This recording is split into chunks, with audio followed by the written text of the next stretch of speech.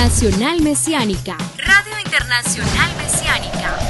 La primera emisora de guerra espiritual para todo el mundo a través de www.radiointernacionalmesianica.net. Una señal que brilla en medio de las tinieblas. Una señal que brilla en medio de las tinieblas. Bueno, estamos en la fiesta de Pentecostés. Bueno, en la página 24 en el manual mío, página 24, la fiesta del Pentecostés. Hoy es un día de estudio, las personas que vinieron, es un día de discipulado. Porque una fe sin estudio es una fe muerta, porque ¿cómo creerán si no se les enseña? Entonces, levante su mano, diga: Padre, en el nombre de Yeshua, saca pan de tu palabra y alimenta mi espíritu. Háblame en esta noche por los méritos de Yeshua. Amén. Vamos a hablar del Pentecostés. Ya hablamos en las clases anteriores. Hablamos del Pesa, de los panes sin levadura, cómo cambiaron el calendario. ¿Quién fue el que creó el calendario que tenemos? Fue el Papa Gregorio. Estuvimos hablando de los demonios que están en el calendario. El lunes, día de la luna; martes, día del dios Marte; miércoles, día de Mercurio; jueves, día de Júpiter; sábado, Saturno; domingo, el día del Sol, y así sucesivamente. Estuvimos hablando de los meses, cómo están demonizados y dedicados al demonio, porque no hay ningún mes en el calendario romano que sea dedicado al Eterno, ni uno. Janus, Janori, enero; Janus, dios de los comienzos, de los finales; la diosa Febra, febrero; abril, mayo, todos; Juno, julio, agosto, un hombre, un emperador, y así sucesivamente; septiembre, Saturno. Y no hay ningún mes, ni ningún año, ni ningún día dedicado al Eterno. Eso fue lo que hizo Roma, calendario gregoriano. Entonces nosotros nacimos dentro de la cultura romana, y la cultura romana fue la que nos distorsionó, nos cambió las cosas, y ahora tenemos que regresar a nuestras raíces para poder entender realmente cómo son las cosas en su estado original. Tenemos la fiesta del Eterno. Diga conmigo: la fiesta del Eterno. Y ya estudiamos algunas. Vamos ahora en la fiesta del Shavuot, que es lo que se llama Pentecostés. Shavuot quiere decir 7 semanas. Y Penta quiere decir 50. O sea que después que salieron ellos de Egipto, en la noche del Pesa, el 14 de Nisan, ¿cuándo salieron nuestros hermanos judíos de Egipto?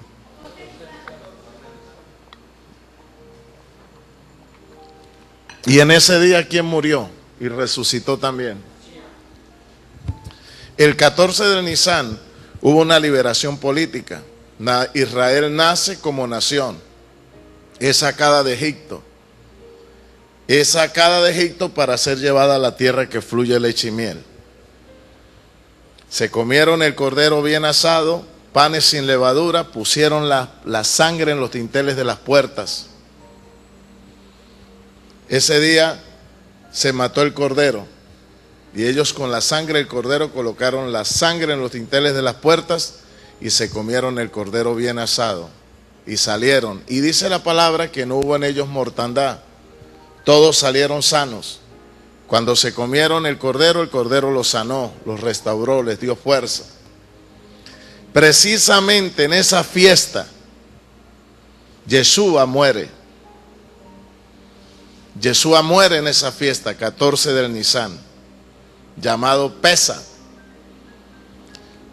La iglesia romana le llamó posteriormente a eso Semana Santa, y eso no existe en la Biblia. Eso no existe en la Biblia. E hizo unas prohibiciones, como ponerle ceniza a la gente en la frente, no sé de dónde viene esa costumbre. Y también colocó la prohibición de comer carne, y resulta que es todo lo contrario. Empieza en la cena, se come el cordero, se hace una cena, se come carne, se toma vino y se parten los panes sin levadura con hierbas amargas. Entonces, todo lo que nos ha enseñado Roma es una mezcla de cosas que vienen del paganismo y otra cosa son verdad. Entonces, lamentablemente, la gente romana o la gente católica tiene buen corazón, pero están desinformados realmente de lo que es la Torá, la Biblia. Y han distorsionado las cosas por la ignorancia y la falta de conocimiento y de investigación. Después de Pesach, la noche del Pesach, el 14 del Nisan, salieron y caminaron 50 días. Por eso le llama Penta. 50 días. 50 en griego es Penta. Al 50º día vino la Torá. El Señor se apareció en el Sinaí y le entregó a Moisés las tablas de la ley. Eso es lo que se llama la Torá o la ley del Eterno. ¿Por qué se le llama la ley del Eterno? ¿Por qué se le llama la ley? Porque él mismo con puño y letra escribió los 10 mandamientos en tablas. Esculpió él con letras de fuego los 10 mandamientos. Moisés bajó las tablas y el pueblo estaba pecando y le quebró las tablas. Posteriormente volvió y subió y el Eterno nuevamente le dio las tablas, pero como no eran espirituales, el Señor les añadió 613 mandamientos más, que es la ley mosaica, para que los guardaran. Y esos 613 giran alrededor de los 10. ¿Cuántos mandamientos giran alrededor de la Constitución de Colombia? Muchísimos, unos de mayor, regular o de menor peso, pero la Constitución es una sola, pero hay miles y miles y miles y miles de leyes y artículos que giran alrededor de la Constitución. Los mandamientos de Yahweh son 10, la ley mosaica son 613. Esos 613 mandamientos Yahweh no los trajo ni los esculpió en piedra, se los dio a Moisés oralmente, que eran mandamientos cómo tenía que dirigir al pueblo religiosamente, moralmente, políticamente, en la agricultura, mandamientos higiénicos, políticos, de gobierno, gastronómicos, que se acondicionan de acuerdo a los tiempos, se pueden acondicionar. Fuera de esos 613 mandamientos, eso es lo que se llama ley de Moisés. La ley del Señor son 10. La ley de Moisés son 613. No porque sean de Moisés, sino porque el Eterno hablaba y él escribía. No es lo mismo que yo escriba esto en una piedra para que ustedes lo lean, que yo oralmente se los vaya diciendo y ustedes vayan escribiendo. Esa ley la escribió Moisés y eso es lo que se llama ley mosaica. Posteriormente, cuando vinieron los rabinos y empezaron las sinagogas, posteriormente, tardíamente, apareció la halajá, que son las costumbres que también los judíos crearon en el Sanedrín, que son mandamientos judíos y halágicos. Y está la ley oral, ¿Qué es lo que tradicionalmente el Eterno le habló a Moisés? Moisés le habló a los ancianos, pero nunca se escribió, sino que se transmitió oralmente. Esa es ley oral o midrash. Entonces el cristiano, cuando va a hablar de leyes, se mete un revolú en la cabeza y se mete una hernia mental que no sabe a qué ley es la que está atacando y cuál ley era la que Pablo estaba diciendo que había pasado de moda. ¿Cuál es la ley que pasó de moda?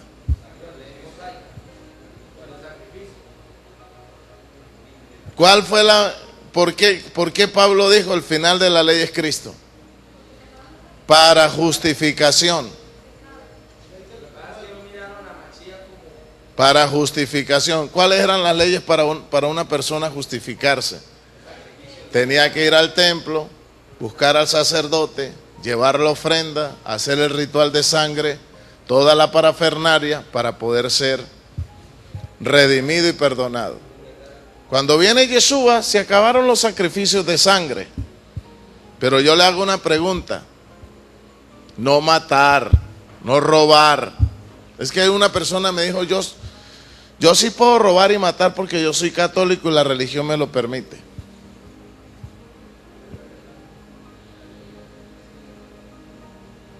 ¿Sí o no? Hay mandamientos que son universales, no se pueden negociar. Dijo un amigo mío, yo no soy evangélico, yo puedo robar. ¿Será que es verdad? Hay mandamientos que así tú no tengas ninguna religión, los infringes y vas preso. Entonces hay mandamientos que nunca dejaron de ser vigentes. Son eternos. Ah, no, yo soy católico, yo le puedo pegar una trompada a mi papá y a mamá porque la ley ya pasó de moda. Ya no estamos bajo el yugo de la ley, entonces tenga, mi hija, en el nombre de Jesucristo, un puño a la mamá y al papá. ¿Qué dice la Biblia? Honra a tu padre. Ah, pero espérate, no dices que la ley ya pasó de moda, que ya no estamos bajo la ley. Entonces, es un tema que hay que desglosarlo bien y no podemos ponerlo sobre la mesa rápidamente. Yo no puedo hablar esto. Cuando estamos hablando del tema de la ley es una cuestión un poquito delicada porque hay diferentes tipos de leyes. Hay leyes higiénicas, hay leyes gastronómicas, hay leyes del matrimonio, hay leyes sacerdotales. Entonces, de los 613 mandamientos, que supuestamente eran estatutos, decretos y leyes para guiar al pueblo política, civil y religiosamente, cuando el templo es destruido en el año 70 por Tito y que los judíos quedaron esparcidos sin templo, prácticamente se acabó el judaísmo. Y les tocó a los judíos en la diáspora reunirse, los sabios en Yagne, cerca de Babilonia, y crear. Es como, por ejemplo, si se murió Chávez, se acabó el chavismo, entonces ahora hay que mirar cómo se debe sostener el chavismo, mantener la imagen de Chávez viva. Y verdad que Chávez se muere y sigue perpetuizándose su filosofía por un tiempo. Y eso fue lo que pasó con el judaísmo. Prácticamente cuando el templo de Jerusalén fue destruido, pues se acabó el ritual, se acabó el sacerdocio y el judaísmo quedó flotando. Entonces los rabinos se reunieron en Yagne y empezaron a estudiar la forma de retomar el judaísmo y empezaron a crear leyes judías, y es lo que conocemos hasta el día de hoy como el judaísmo rabínico tradicional, con sus respectivas leyes de los ancianos, sabios y todas estas cosas.